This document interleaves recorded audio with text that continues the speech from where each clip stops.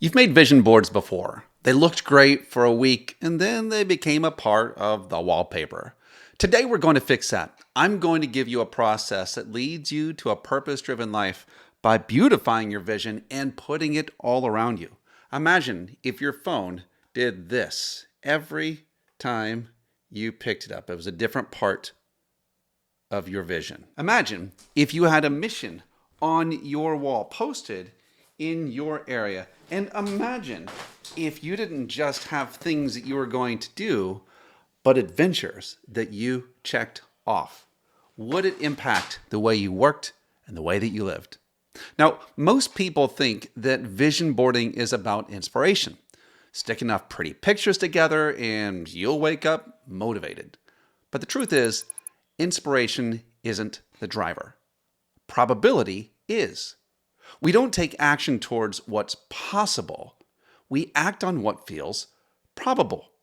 Now, a board and a phone and a watch, well, when it turns your values into right-sized goals, it turns them into actions and constant visual triggers that will nudge you every day. Now, real quick, I'm Donnie Tuttle. I coach people through this exact framework with prompts, podcasts, and templates. I help people turn their purpose into a process and live the life and build the business of their dreams. And what I've found is that when people see the right image at the right time, action stops being heroic and it just starts being normal. In this series, you're going to build a board that actually works. Now, the steps we're going to follow are to help you to, first off, clarify your values, own your desires, set the right-sized numeric goals, translate them into action trigger images, and install them on a poster, on your watch, on your phone, in various places so that you can automate reminders. And of course, keep it live with occasional tune-ups. By the end of this, your vision board won't just be decor. It'll be your daily driver. Now let's start with goals. Goals are important, but most people get it wrong because they set this big pie-in-the-sky goal that really is beyond what they could even imagine. Goals that are too big freeze you. If your goal is too small, it will bore you. We need to set 3 goals that are numeric and that are obtainable.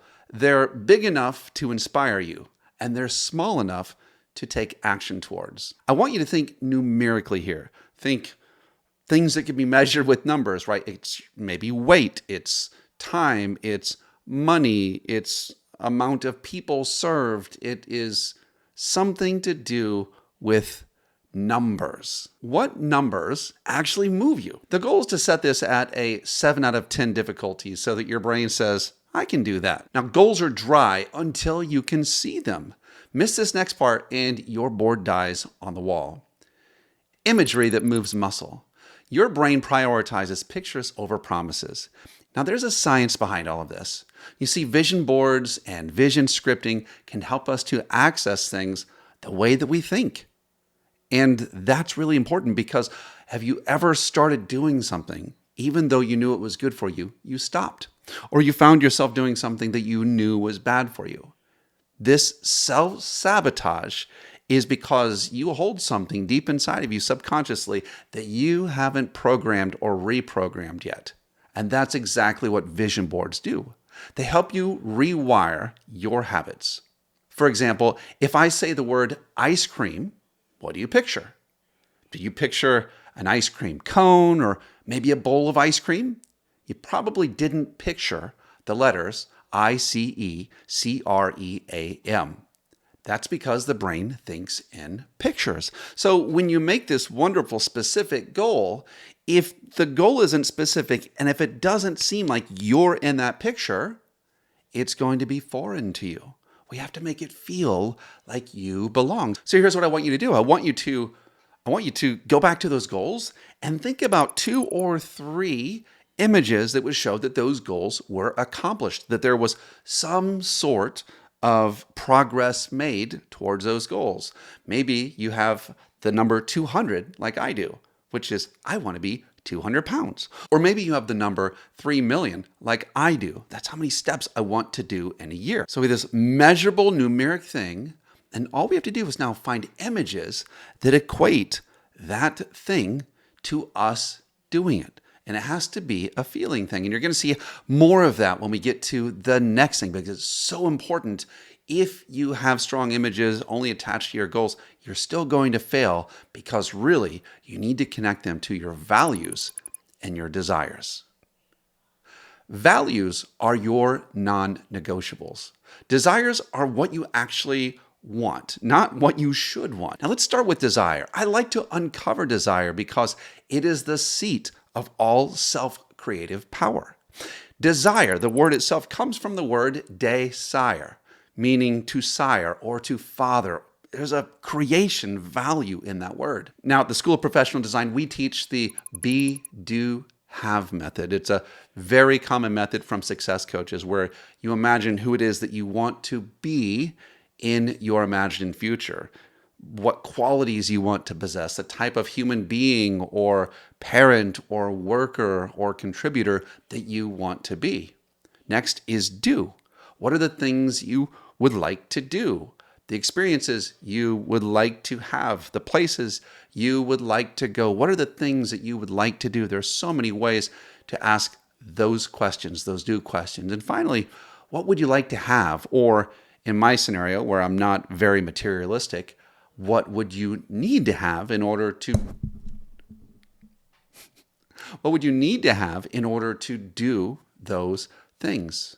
Now, I have a list of questions attached in a podcast that will help you to explore and find the desires that will ignite you. Go ahead and click on that and download that completely free. One quick test I like to give is the more less.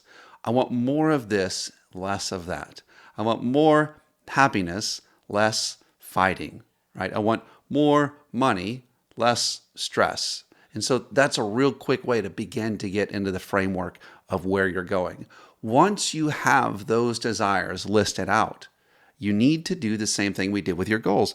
Put images that make you feel those things. Again, context is important. Can you find times where you actually did experience those things? Or can you use AI to put yourself in those places? Perhaps you want to go to Rome and you've never been. Maybe use AI to put you walking through Rome, and that's going to be a part of what your mind sees. It becomes a part of your normal. But even if you nail all of this, it all falls apart without this next one. Values. Values are what you value. Some of them are so ingrained in you that getting rid of them would take extreme effort. And that's why I like to unearth them and then work with them. It's tough to fight upstream. Now, values can be feelings, and if you try to create vision that goes against your values, it's just not going to feel genuine. You won't take action towards it. You're going to end up deserting, and at the end of it, I think you actually end up worse off if you don't know your values. So examples of values are things like freedom, stability, family, independence, growth, authenticity, adventure, courage, empathy, loyalty, creativity. There are so many of them out there, but you have to uncover the things that are important to you.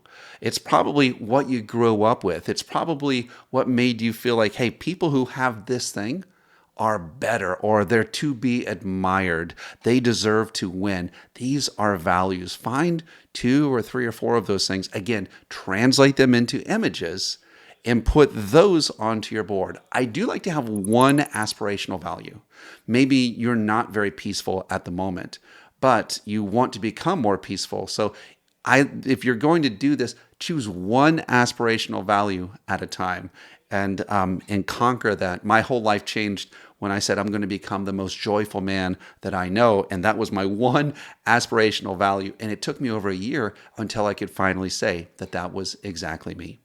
Now, the final step of this is going to be to beautify and automate. We want to make it inevitable. So put the poster at eye level in your area. Set the iPhone lock screen to a photo shuffle. I'll show you how to do that in the future video. Add Apple Watch faces so that you can rotate it every day, every part of your daily segments, you want to pair images with micro actions. And every time you see that, allow yourself to feel it and be inspired. And inspired, take a breath and step into something. These become micro actions. They become calendar anchors. And now the vision taps you on the shoulder all day long. Possibility is cute, but probability gets done. In the next session, in the next episode, I'm going to show you how to use Canva and some templates that I've already made for you to create a beautiful poster that you can frame and put in your workspace, and also create wallpaper for your iPhone so that it becomes that daily reminder. So that is on the next session. I just wanted to cover these basics because if you don't get this stuff here, none of the practical stuff that you make, none of the arts and crafts matter. I hope this helps you find your calling and step into it with passion.